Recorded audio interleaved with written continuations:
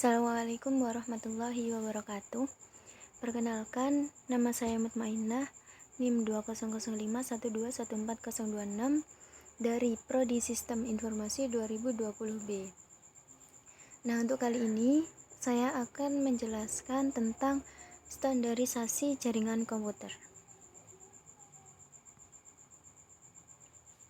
Nah, yang pertama yaitu OSI versi top atau IP. Mulai dari perkenalan dulu. OSI layer adalah standar komunikasi yang dipakai atau diterapkan dalam suatu jaringan komputer. TCP layer adalah standar komunikasi data yang sering digunakan pada internet untuk suatu proses tukar-menukar atau saling mengirim data dari suatu komputer ke komputer lainnya dalam suatu jaringan internet. OSI layer atau OSI layer dengan TCP layer memiliki perbedaan yang cukup banyak. Hal ini disebabkan karena OSI layer dan TCP layer dirancang berbeda. Ya, walaupun pada dasarnya memiliki kegunaan yang cukup sama.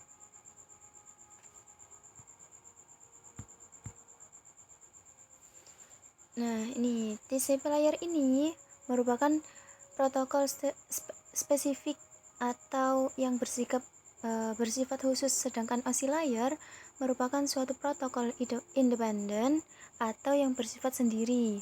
Pada layar teratas yang digunakan OSI layer adalah application, presentation, dan juga session layer yang digabungkan dalam satu layar, sedangkan TCP layer pada bagian teratas hanya menggunakan satu layar, yaitu layar application.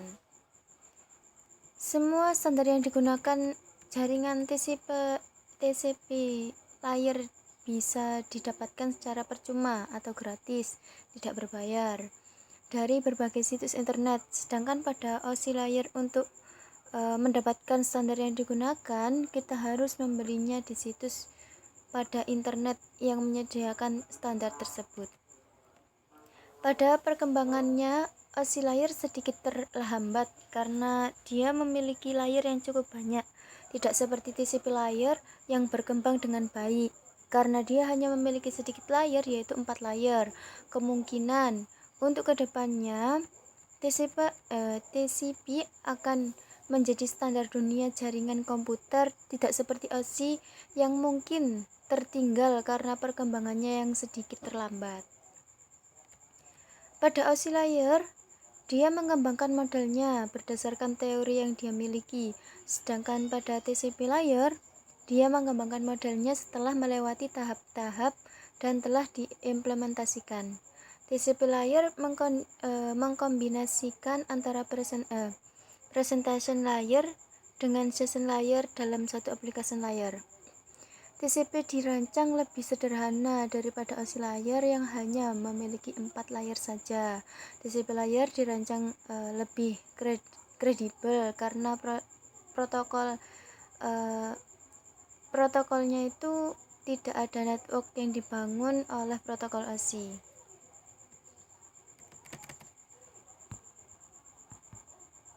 Selanjutnya yaitu perbedaan dan persamaan antara OSI versi TCP atau IP. Yang pertama yaitu persamaan OSI layer dengan TCP atau IP layer. Yang pertama yaitu masing-masing model menggunakan layer dalam menjelaskan proses komunikasi data. Memiliki application layer meskipun terdapat perbedaan fungsi untuk layer tersebut. Masing-masing memiliki transport dan internet layer, dan masing-masing menggunakan asumsi pengiriman paket data secara packet switch dalam mencapai alamat tujuannya. Packet switch adalah metode pengiriman paket data di mana paket data dapat menempuh jalur yang berbeda-beda dalam mencapai suatu alamat tujuan yang sama. Bukan circuit switching atau teknologi circuit switching digunakan pada analog telepon. Dan selanjutnya yaitu bagi network profesional, kedua model tersebut di atas harus dipelajari untuk memahami konsep dasar komunikasi data jaringan. Yang kedua yaitu perbedaan OSI layer dengan TCP atau IP layer. Pertama, di dalam OSI layer terdapat 3 layer yang berkaitan dengan aplikasi, application, presentation, dan session. Sedangkan dalam TCP atau IP hanya satu server yaitu application layer. Yang kedua, dalam OSI layer proses komunikasi data di dalam jaringan secara fisikal dimodelkan dalam 2 layer, data link dan physical layer. Sedangkan pada TCP atau IP dimodelkan dalam 1 layer yaitu network access. Yang ketiga, dalam OSI layer memiliki 7 layer dan menjelaskan proses komunikasi data di dalam jaringan, sedangkan pada TCP atau IP hanya memiliki 4 layer. Yang keempat, TCP atau IP lebih populer untuk digunakan karena lebih sederhana ketimbang model OSI. Teknologi yang sebagian digunakan oleh kita sehari-hari untuk mengakses internet adalah teknologi TCP atau IP, bukan teknologi OSI ya. Dan yang kelima yaitu OSI mengembangkan modelnya berdasarkan teori, sedangkan TCP mengembangkan modelnya setelah sudah diimplementasikan. Untuk jangka panjang, kemungkinan TCP atau IP akan menjadi standar dunia jaringan komputer, tidak seperti OSI. Selanjutnya yaitu membahas tentang protokol yang ada di application layer. Yang pertama yaitu ada DNS atau Domain Name System Protocol. DNS adalah atribut database system yang digunakan untuk pencarian nama komputer, name resolution di jaringan yang menggunakan TCP atau IP. Nah, DNS ini biasa digunakan pada aplikasi yang terhubung ke internet, di mana DNS membantu memetakan host name sebelum sebuah komputer ke IP address. Selain digunakan di internet, DNS juga dapat diimplementasikan ke private network atau internet, di mana DNS memiliki keunggulan seperti mudah, konsisten, dan simple. DNS adalah nama domain untuk alamat resolusi jaringan. DNS ini didistribusikan menggunakan satu set server untuk menyelesaikan nama-nama yang terkait dengan alamat nomor. Yang kedua yaitu ada FTP atau File Transfer Protocol. FTP adalah sebuah protokol internet yang merupakan standar untuk pentransferan berkas file komputer antar mesin-mesin dalam sebuah internet. FTP ini berfungsi untuk melakukan pengunduhan atau download, pengunggahan atau upload berkas-berkas komputer antara klien FTP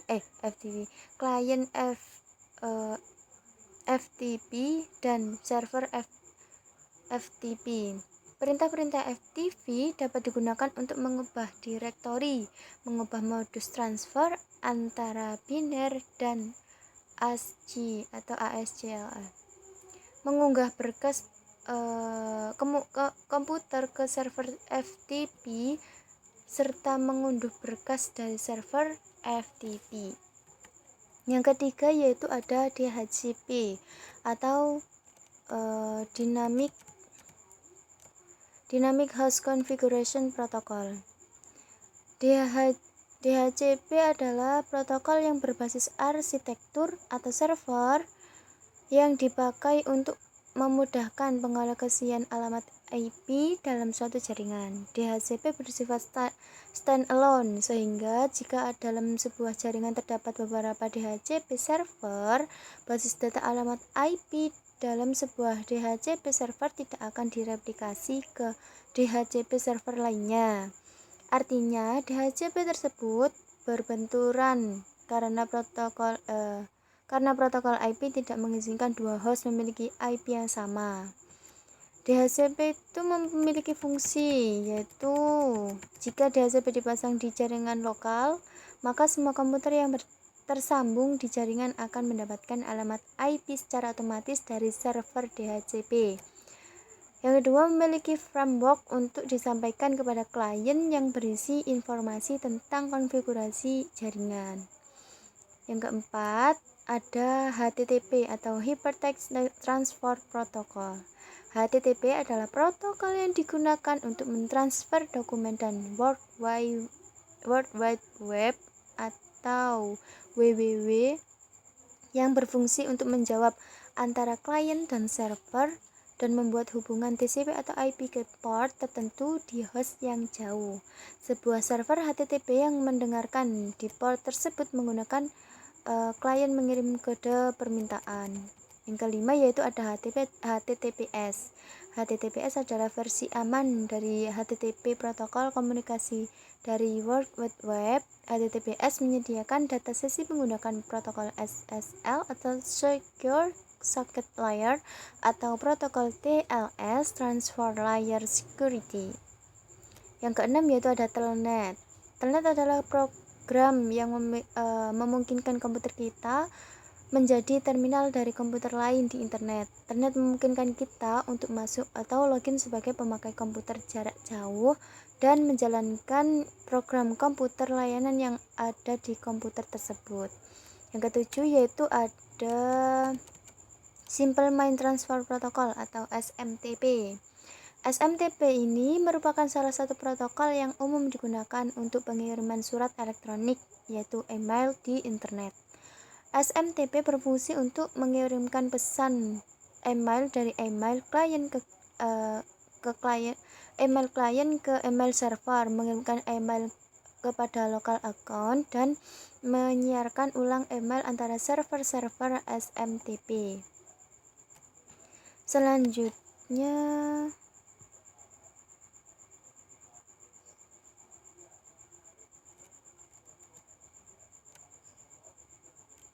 ada presentasi layar, yaitu yang pertama ada Telnet. Protokol yang digunakan untuk akses remote masuk ke suatu host data berjalan secara line text. Yang kedua, SMTP, Simple Mail Transfer Protocol, salah satu protokol yang biasa digunakan dalam pengiriman email di internet untuk mengirim data dari komputer pengirim email ke server email penerima. Yang ketiga yaitu SNMP, Simple Network Management Protocol, protokol yang digunakan dalam suatu manajemen jaringan. Selanjutnya yaitu ada lapisan transport, ada TCP dan UDP, yaitu yang TCP protokol yang berorientasi koneksi, connection orientation. Yang UDP yaitu protokol yang tidak bisa berorientasi itu berkoneksi. Selanjutnya yaitu session layer. Dalam session layer itu ada 3, yaitu ada NetBIOS, berfungsi itu sebagai penyiaran pesan yang bermaksud mungkin user mengirim pesan tunggal secara serentak ke komputer lain yang terkoneksi. Yang kedua yaitu ada NetBEUI, berfungsi sama dengan NetBIOS, hanya sedikit dikembangkan lagi dengan menambahkan fungsi yang memungkinkan bekerja dengan beragam yang perangkat keras dan perangkat lunak. Yang ketiga yaitu ADSP, yang berfungsi memantau aliran data di antara dua komputer dan untuk memeriksa aliran data tersebut tidak terputus. Selanjutnya yaitu ada network layer. Yang pertama ada IP, Internet Work Protocol, mekanisme transmisi yang digunakan untuk mentransportasikan data dalam paket yang disebut datagram. Yang kedua yaitu ada ARP, Address Resolution Protocol, yaitu protokol yang digunakan untuk mengetahui alamat IP berdasarkan alamat fisik dari sebuah komputer. Yang ketiga yaitu ada RARP, yaitu protokol yang digunakan untuk mengetahui alamat fisik melalui IP komputer. Dan selanjutnya ada data link layer. Yang pertama ada PPP atau Point to Point Protocol, protokol yang digunakan untuk point to point pada suatu jaringan. Yang kedua yaitu ada SLIP, Serial Line Internet Protocol, yaitu protokol yang digunakan untuk menyambung serial. Yang ketiga yaitu ada Physical Layer, ya sekarang yaitu physical layer tidak mempunyai protokol sama sekali spesifik layar ini, karena pada layar ini hanya mengirimkan bit-bit data. Selanjutnya yaitu membahas tentang TCP dan UDP.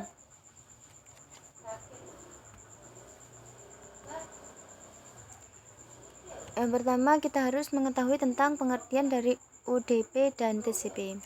UDP adalah jenis protokol internet yang memungkinkan sebuah perangkat lunak pada komputer bisa mengirimkan pesan ke komputer lain melalui jaringan tanpa perlu ada komunikasi awal. Lalu, pengertian dari TCP sendiri yaitu bagian inti penting dari internet protokol IP yang kemudian sering disebut sebagai TCP atau IP, berada di transport layer yang memiliki urutan rapi dan menyediakan komunikasi yang dapat diandalkan. Sekarang yaitu perbedaan UDP dan TCP. Yang pertama, dalam kemampuan koneksinya. Bila komputer Anda menggunakan UDP, maka Anda bisa berkomunikasi antar komputer tanpa perlu ada koneksi antara komputer yang menjadi host. Lain halnya dengan TCP yang memungkinkan Anda untuk menghubungkan beberapa komputer untuk saling bertukar data. Yang kedua yaitu dalam bentuk karakteristik.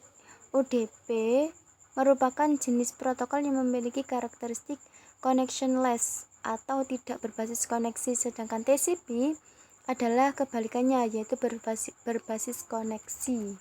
Yang ketiga ada contoh aplikasi. Contoh aplikasi yang digunakan protokol UDP dan TCP juga berbeda.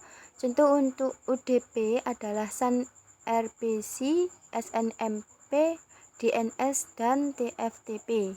Lalu contoh aplikasi untuk TCP antara lain FTP, SMTP, dan Telnet.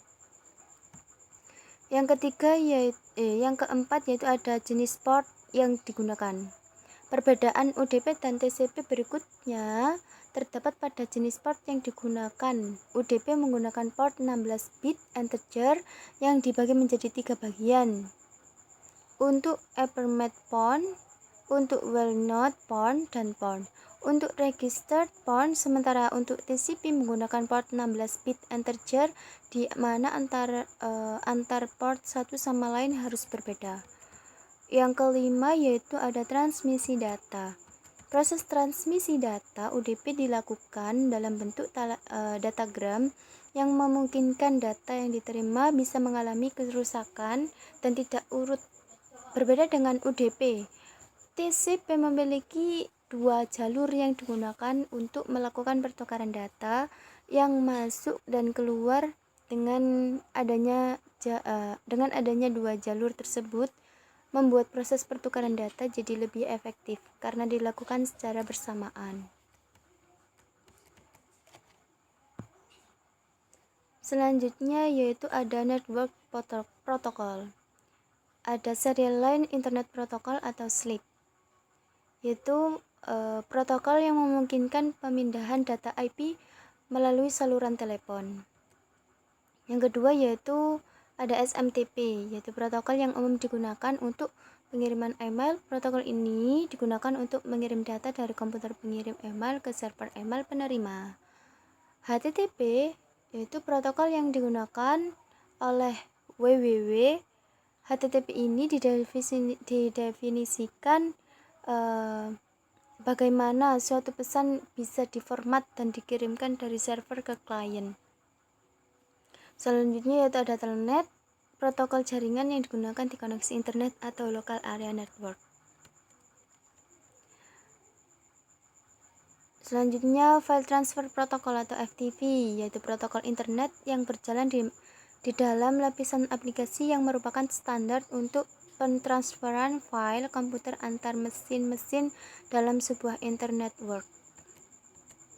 Selanjutnya yaitu ada LDAP, yaitu protokol perangkat lunak untuk memungkinkan semua orang mencari resource organisasi, perorangan dan lainnya seperti file atau printer di dalam jaringan baik di internet atau di intranet.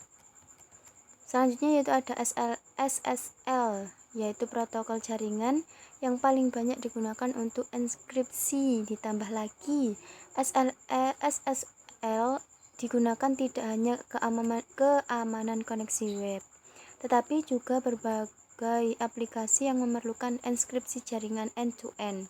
Untuk memodifikasi SSL, Apache Linux dapat menggunakan perintah a2dismod. Selanjutnya yaitu SNMP, yaitu protokol yang digunakan untuk monitoring device jaringan. Contoh aplikasi yang menggunakan protokol ini yaitu ada MRTG, Dedut, dan lain-lain. Selanjutnya ada SSH, yaitu protokol jaringan yang memungkinkan pertukaran data secara aman antara dua komputer. Contoh perintah SSH, user at IP server. Selanjutnya yaitu ada POP3, yaitu protokol yang digunakan untuk mengambil email dari email server. Selanjutnya Internet Message Access Protocol atau IMAP, yaitu protokol standar untuk mengakses atau mengambil email dari server. IMAP memungkinkan pengguna memilih pesan email yang akan diambil, membuat folder di server menjadi pesan email tertentu, bahkan menghapus pesan email yang ada. Selanjutnya yaitu ICMP. ICMP utamanya digunakan oleh sistem operasi komputer jaringan untuk mengirim pesan kesalahan yang menyatakan sebagai contoh bahwa komputer tujuan tidak bisa dijangkau. Selanjutnya yaitu point-to-point protocol, yaitu protokol enkapsulasi paket jaringan yang banyak digunakan pada Web Area Network atau WAN. Selanjutnya yaitu ada DNS, yaitu Distribute Database System yang digunakan untuk pencarian nama komputer, name resolution di jaringan yang menggunakan TCP atau IP. Selanjutnya yaitu ada HTTPS, versi aman dari HTTP, protokol komunikasi dari World Wide Web atau WWW. Sekian dari saya ucapkan terima kasih. Wassalamualaikum warahmatullahi wabarakatuh.